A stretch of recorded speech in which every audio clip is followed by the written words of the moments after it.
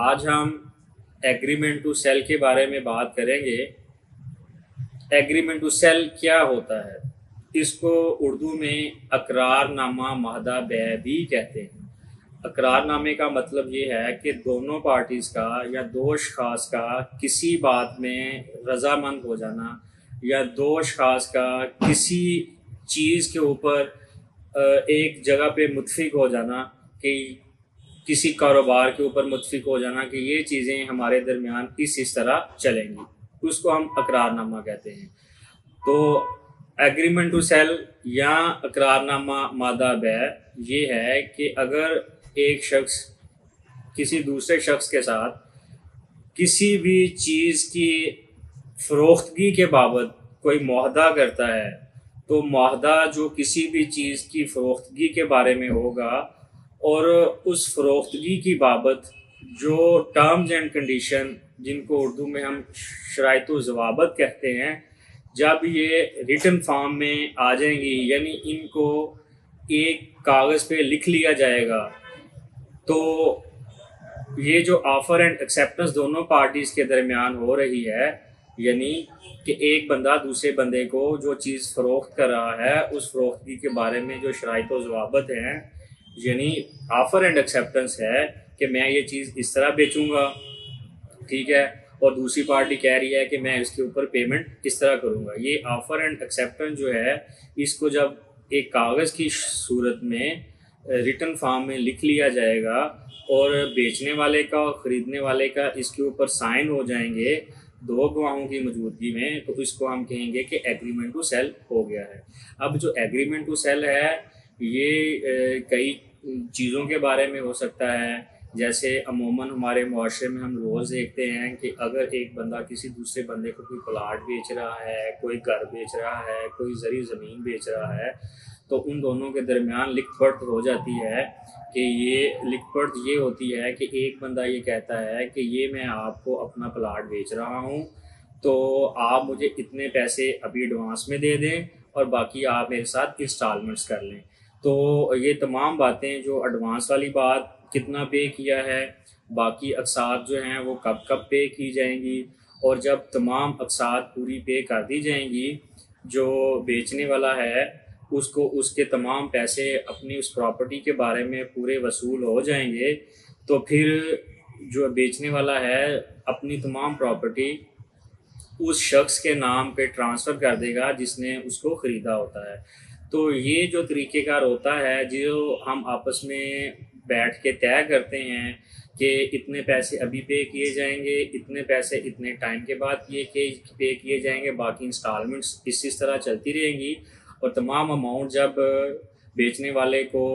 हासिल हो जाती है, तो फिर बेचने वाला जो ख़रीदने वाला होता है उसके हक़ में वो तमाम प्रॉपर्टी को ट्रांसफ़र कर देता है। तमाम लीगल डॉक्यूमेंटेशन जो होती है वो उसकी फेवर में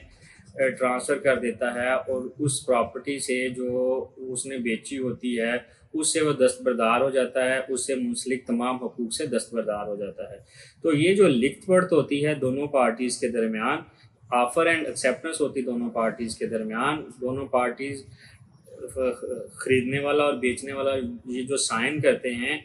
तो इसको हम कहते हैं एग्रीमेंट टू सेल है। एग्रीमेंट टू सेल करते वक्त एक बात ज़रूर ध्यान में रखनी चाहिए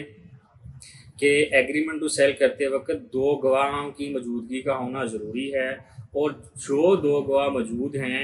उनका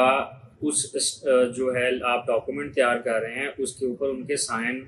शनाख्ती कार्ड नंबर और नाम भी होने चाहिए। एग्रीमेंट टू सेल हमेशा किसी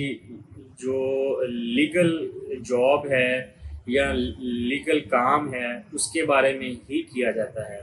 कोई भी ऐसा काम जिसको पाकिस्तान का लॉ इजाज़त नहीं देता, पाकिस्तान का लॉ उसको एक्नॉलेज नहीं करता, या हम ऐसा काम जिसको करने की पाकिस्तान में इजाज़त नहीं है वो इल्लीगल काम कंसीडर किया जाता है, उसके बारे में हम कोई भी एग्रीमेंट टू सेल नहीं बना सकते। ऐसा agreement to sell void agreement to sell होगा, इल्लीगल एग्रीमेंट टू सेल होगा, लॉ में या किसी भी कॉम्पिटेंट अथॉरिटी के सामने इसकी वैल्यू नहीं होगी। तो एग्रीमेंट टू सेल जो है हमेशा किसी लीगल वर्क के बारे में, लीगल प्रॉपोजिशन के ऊपर या किसी भी ऐसे काम के बारे में ही होता है जिसकी पाकिस्तान में इजाज़त होती है। तो ये हमने जो बात की है एग्रीमेंट टू सेल के बारे में बात की है। फिर एग्रीमेंट टू सेल जो लोग कर रहे हों, इनका मैच्योर होना, कॉम्पिटेंट होना यानी बालिग होना भी बहुत ज़रूरी है। जो दो गवाह हैं उनका बालिग होना, मैच्योर होना, और जो पूरी आप प्रॉपोजिशन या पूरा आप असाइनमेंट, बातचीत, कन्वर्सेशन कर रहे हैं, जो लिख रहे हैं, उनसे भी उनका आगाह होना बहुत ज़रूरी है। मिसाल के तौर पे एक लुकमान आदमी ने अकमल को अपना घर बेचा है, तो लुकमान और अकमल के दरमियान आपस में बैठ के ये बातचीत तय पाई है कि घर की कीमत जो है वो 10 करोड़ है। 2 करोड़ रुपया जो है वो एडवांस पे किया जाएगा, बाकी जो पेमेंट्स है वो 1 साल के अरसे में 1 माह की इंस्टॉलमेंट्स की सूरत में पे की जाएंगी। तो इस बारे में वो ये भी तय करते हैं कि जो पेमेंट होगी वो चेक्स की सूरत में होगी। तो ये तमाम बातें, मामलात, अमूर जो दोनों पार्टीज़ के दरमियान, लुकमान और अकमल के दरमियान तय पा रहे हैं, जब हम इसको रिटन फॉर्म में लेकर आएंगे, तहरीर की सूरत में लेकर आएंगे, अकमल और लुकमान के साइन हो जाएंगे और दो गवाहों की मौजूदगी में साइन हो जाएंगे, जो इस कन्वर्सेशन से, इस डीलिंग से